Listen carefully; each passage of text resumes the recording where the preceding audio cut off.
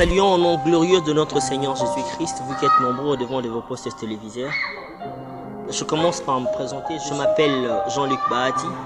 Je suis candidat pasteur dans la communauté presbytérienne de Kinshasa, la CPK.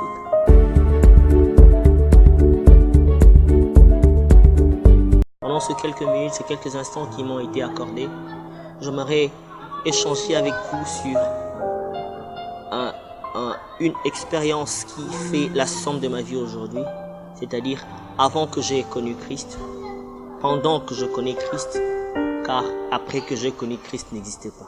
Je suis issu d'une famille de 4 personnes, l'aîné, ma grande sœur, moi et notre cadet, d'une famille vraiment aisée. J'habitais Lemba. Orphelin de père, arrivé à l'âge de 16 ans, Jean-Luc perd par la suite sa mère.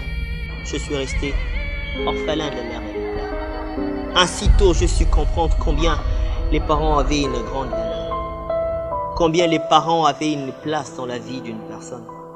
Vous qui avez vos parents encore en vie, c'est un privilège que vous avez que j'en aurais peut-être plus. Je vous démontre de bien les tenir.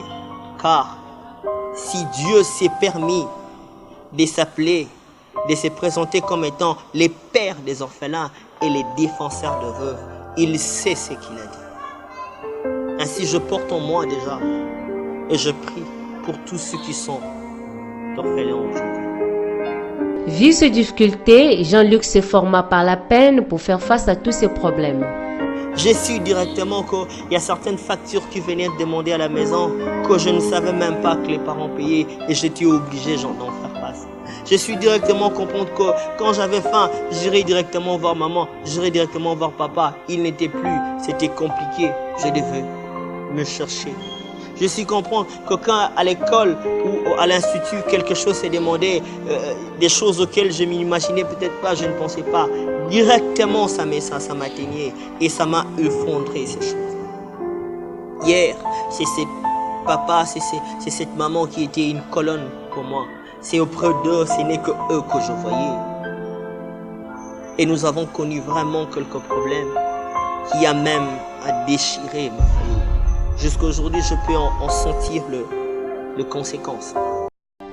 Contraint par la famille de vendre la parcelle laissée par ses parents, Jean-Luc s'opposera en recourant à la justice.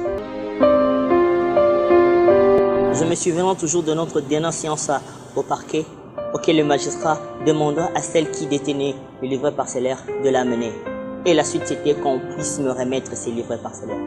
J'ai fini par comprendre que ce dont j'avais besoin, ce n'était pas cette parcelle, mais c'était Christ lui-même.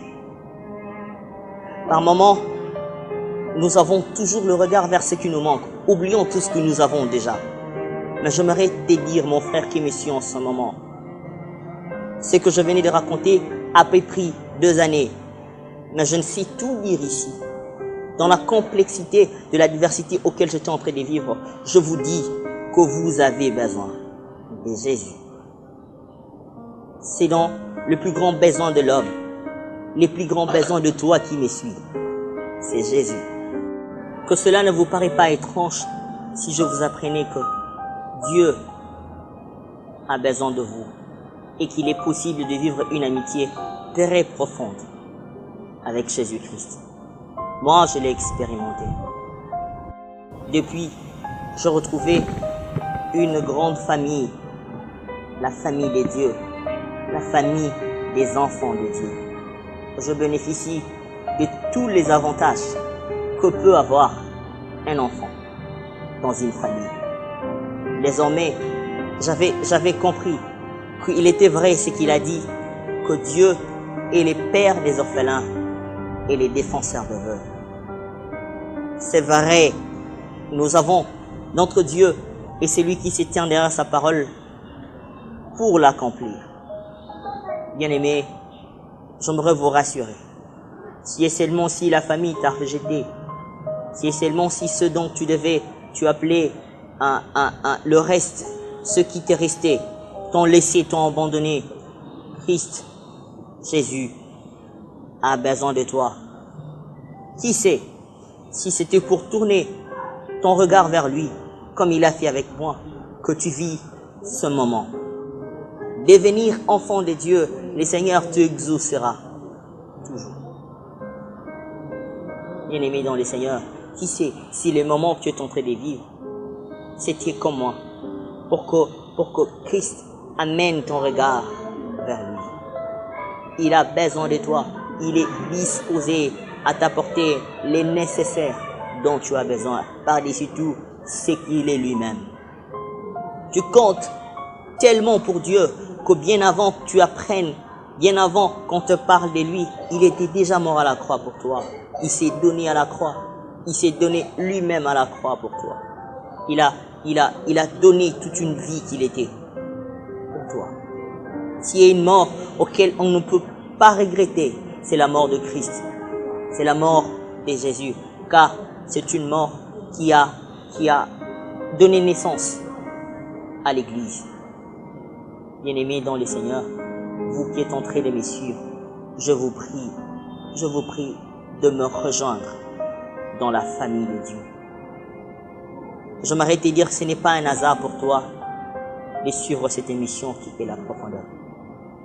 Tout ce que tu es en train de vivre, ce n'est que pour te pousser à la profondeur que est Dieu, à la profondeur que Christ représente. Vous savez, le moment auquel l'histoire, le témoignage dont je vous ai raconté m'a poussé encore à connaître Christ davantage. Il est la source de la vie.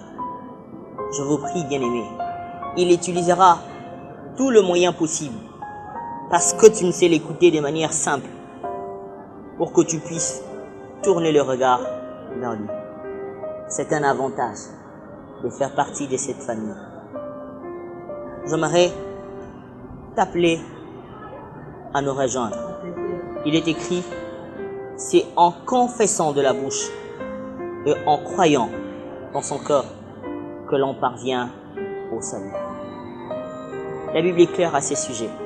Il est dit qu'il n'y a de salut en aucun autre nom, si ce n'est que en le nom de Jésus. Personne ne mort à la croix pour toi, si ce n'est que Christ. Nous étions donc morts, marchant selon la volonté de la chair et selon nos propres pensées. Mais ce qu'il y a de bon, ce qu'il y a de mieux, quelqu'un à la personne de Jésus-Christ s'est sacrifié, s'est donné lui-même pour toi. C'est de lui que je parle. Il est écrit que l'Esprit de Dieu sonde les profondeurs de Dieu. Seulement, je m'arrête invité à faire cette prière avec moi. Car il est écrit, c'est en confessant de la bouche et en croyant dans le cœur qu'on parvient au salut. Dispose ton cœur, je te prie de baisser ta tête, de fermer tes yeux un moment et de faire cette prière avec moi. Seigneur Jésus,